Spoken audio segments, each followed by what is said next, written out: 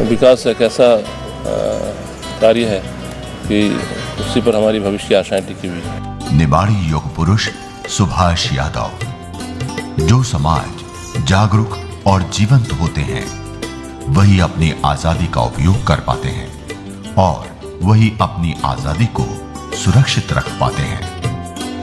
मुर्दा कौम इतिहास नहीं लिख पाती है। इस कथन को जीने वाला इतिहास पुरुष निमाड़ अंचल की माटी में जन्मा, जिसे नाम दिया गया सुभाष यादव। सुभाष यादव की गिनती मध्य प्रदेश के उन कद्दावर नेताओं में होती है जो अपने जनहितकारी कर्मों के उदाहरण स्वरूप आज भी लोगों के हृदय में आदर्श सहित स्थापित हैं। सुभाष यादव के व्यक्तित्व और कार्यों को एक चलचित्र में समेट पाना संभव नहीं है। फिर भी उनके जीवन पृष्ठों को पलटने की एक छोटी सी कोशिश तो की जा सकती है।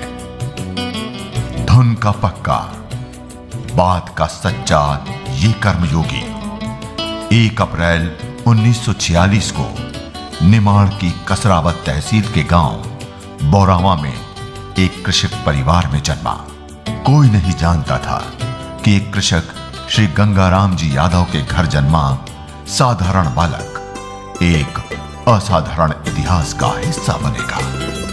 पिता श्री गंगाराम जी यादव व माता श्रीमती गुलाबबाई के आंगन में किलकारियां भरता ये नन्हा बालक एक धुरंधर राजनीतिज्ञ साबित होने के साथ निमाड़ की धरती पर विकास का नया अध्याय लिखने में सफल हुआ।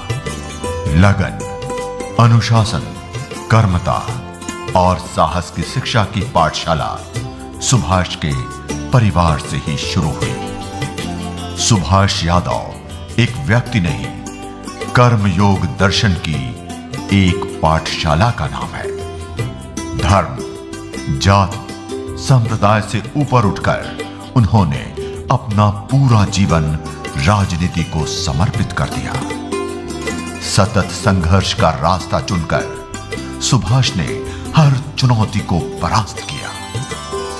प्रारंभिक शिक्षा बोरावा से प्राप्त करने के बाद माध्यमिक शिक्षा प्राप्त करने के लिए सुभाष यादव ओझरा जाने लगे। हायर सेकेंडरी की शिक्षा उन्होंने खरगोन के एक छात्रावास में रहकर पास की। कृषक परिवार में जन्म लेने के कारण कृषि क्षेत्र से अत्यधिक जुड़ाव होना स्वाभाविक था। इसलिए जवाहरलाल नेहरू कृषि महाविद्यालय इंदौर से उन्होंने कृषि विषय में बीएससी पास करके स्नातक की उपाधि ली। स्नातक होने के बाद सुभाष यादव ने अपना पूरा ध्यान कृषि विकास की संभावनाओं को तलाशने में लगाया। कृषि की आधुनिक तकनीकों को अपनाकर अन्य कृषकों को भी आधुनिक तकनीकी की जानकारी दी। कृषि की ज्ञान संपदा का उपयोग करते हुए कृषि को आधुनिक बनाने का उनका सपना और ज्यादा फलीभूत हुआ जब वो मध्य प्रदेश के उप मुख्यमंत्री बने। तब उन्होंने कृषि क्षेत्र में सबसे ज्यादा ध्यान जैविक कृषि पर दिया ताकि पर्यावरण संतुलन को बनाए रखते हुए उन्नत उत्पादन को प्राप्त किया जा सके और धान उत्पादन के अभिष्ट लक्ष्य को प्राप्त किया जा सके।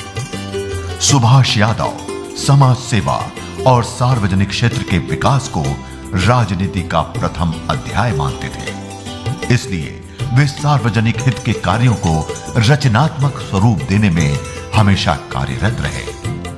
कृषि विश्वविद्यालय के छात्र संघ के चुनाव में उतरकर यादव जी ने अपने नेतृत्वकारी व्यक्तित्व की धमाकेदार शुरुआत की। बीएससी कृषि संकाय के द्वितीय वर्ष में निमाड़ पैनल का गठन कर उन्होंने अपने जुझारूपन का शंखनाद कर दिया था। चुनाव में मिली सफलता से उनके हौसले और मनोबल को बढ़ावा मिला। नेतृत्व की राह में पहला कदम रखकर फिर उन्होंने पीछे मुड़कर नहीं देखा। निमाड़ की धरती ही नहीं, मध्य प्रदेश की माटी भी शायद इस जननेता की प्रतिभा में पलकें बिछाए थी। तभी तो उन्होंने सरपंच, पंच, जनपद पंचायत के पदों पर अपने हस्ताक्षर करते हुए विधायक और सांसद जैसे महत्वपूर्ण जनप्रतिनिधि होने का गौरव प्राप्त किया। सुभाष यादव जी के व्यक्तित्व और उनकी प्रशासनिक दक्षता और एक साथ एक साफ सुथरी छवि जैसे गुणों से प्रभावित होकर उन्हें कांग्रेस शासन ने उप मुख्यमंत्री जैसे पद पर स्थान दिया। पद संभालते ही प्रदेश का विकास नई गति से आगे बढ़ने लगा। विकास की संभावनाओं को तलाशते हुए विभिन्न क्षेत्रों में विकास और प्रगति की निरंतरता को कायम रखा गया। कृषि, कृषक और ग्रामीण क्षेत्रों का विकास उनकी प्राथमिकता में रहा। उनका मानना था कि ग्रामीण क्षेत्रों में औद्योगिक विकास की अपार संभावनाएं हैं। प्राकृतिक संसाधनों पर बढ़ती जनसंख्या के सतत दबाव को ध्यान में रखते हुए ग्रामीण औद्योगिक नीतियों पर नए सिरे से विचार करने की जरूरत पर उन्होंने बल दिया। उनका मानना था कि केवल परंपरागत कृषि के माध्यम से ग्रामीण अर्थव्यवस्था में कोई बड़ा परिवर्तन संभव नहीं होगा। मध्य प्रदेश राज्य में प्रचुर मात्रा में नैसर्गिक साधन और खनिज संपदा उपलब्ध है। उनका अपेक्षित उपयोग प्रदेश के आर्थिक विकास में नहीं हो पा रहा है। आर्थिक विकास के लिए व्यथित ग्रामीण समाज लंबे समय तक अब और प्रतीक्षा नहीं कर सकता। इसलिए जरूरी है कि प्रदेश की ग्रामीण अर्थव्यवस्था को नया स्वरूप जल्द दिया जाए। अपने दूरगामी और पारदर्शी सिद्धांतों के आधार पर ही उन्होंने अपनी योजनाओं का ताना बाना बुना। अपने जनहित कार्यों के लिए उनकी निर्मल छवि सिर्फ गांव, कस्बे या शहर तक सीमित नहीं थी। पूरे देश में इस कद्दावर शख्सियत को लोग सलाम करते थे। अपने कोमल स्वभाव और कार्यकुशलता से जनमानस के दिलों पर सुभाष जी ने जो छाप छोड़ी वो आज भी कायम है। देश के प्रथम प्रधानमंत्री पंडित जवाहरलाल नेहरू के शांतिपूर्ण सह अस्तित्व के सिद्धांत से सुभाष बहुत प्रभावित थे। नेहरू जी के साथ श्रीमती इंदिरा गांधी को उन्होंने अपने आदर्श के रूप में न केवल स्वीकारा बल्कि उनके विचारों को अपने जीवन से आत्मसात किया, अपने जीवन में भी उतारा। हम इंदिरा जी के साथ काम कर चुके हैं और इंदिरा जी के साथ काम करने की बहुत सारी प्रेरणा हमको मिलती रहती थी और वही प्रेरणा भी बनी हुई है और उसी को दिमाग में रखकर काम करते हैं। श्रीमती इंदिरा गांधी भी सुभाष जी के कार्यों से बहुत प्रभावित थी और उन्हें सम्मान देती थी। इसी कारण सुभाष जी के आग्रह को स्वीकारते हुए श्रीमती इंदिरा गांधी ने खरगोन जिले का दौरा किया था। सुभाष यादव जी ने निमाड़ की धरती पर सिर्फ संघर्षों की खेती की और उसमें विजय प्राप्त की। उनके संघर्षों, कहानियों, किस्सों और घटनाओं की फहरिस्त बहुत लंबी है। अनेक उच्च पदों पर पहुंचकर भी दंभ या अहंकार उन्हें छू तक न सका। फलों से लदा ये वृक्ष हमेशा झुका ही रहा, विनम्र रहा और जनप्रिय बना रहा। सहकारिता के क्षेत्र में सुभाष यादव जैसा व्यक्तित्व न कभी हुआ और ना होगा। सहकारिता के प्रति उनकी समझ बहुत साफ थी। उनका कहना था, हमारा लक्ष्य सहकारिता के माध्यम से किसी आर्थिक समस्या को सुलझाना अथवा देश का मात्र आर्थिक विकास करना ही नहीं है, वरन देश में एक संपन्न न्यायोचित अर्थ तथा समाज व्यवस्था को स्थापित करना है। स्वावलंबन, न्याय, आर्थिक सहयोग, एकता और समानता का नाम ही सहकारिता है। सहकारिता यानी एक के लिए सब और सब के लिए एक। देश में जब भी कहीं सहकारिता विषय की चर्चा होती है, सबसे ऊपर शिखर पुरुष सुभाष यादव जी का नाम बड़े आदर और सम्मान से लिया जाता है। मध्य प्रदेश की सहकारी समितियों की विकास यात्रा में एक सदस्य, अध्यक्ष और कहीं संचालक के पदों पर कार्य करते हुए उन्होंने उन्हें नए ढंग से नई ऊंचाइयों पर पहुंचाया। उनमें से कुछ हैं सेवा सहकारी समिति बोरावा, निमाड़ बीज सहकारी समिति मर्यादित खरगोन, जिला सहकारी केंद्रीय बैंक मर्यादित खरगोन, श्री गणेश सहकारी संस्था मर्यादित खरगोन, मध्य प्रदेश राज्य सहकारी बैंक मर्यादित भोपाल, अपेक्स बैंक, भारतीय राष्ट्रीय सहकारी संघ नई दिल्ली, भारतीय राष्ट्रीय सहकारी संघ नेपस्कॉप, राष्ट्रीय कृषि एवं विपणन सहकारी महासंघ New Delhi, all India cooperative spinning mills Mumbai, Devshri सहकारी विपणन समिति Kasrawad, KRIBHCO, Jawaharlal cooperative group society New Delhi, सहकारिता मंत्री, सहकारी सूत मिल की स्थापना से प्रोत्साहित होकर खरगोन जिले के गन्ना उत्पादकों ने सन 1984 के समय सहकारी शक्कर कारखाना की स्थापना का सुझाव रखा।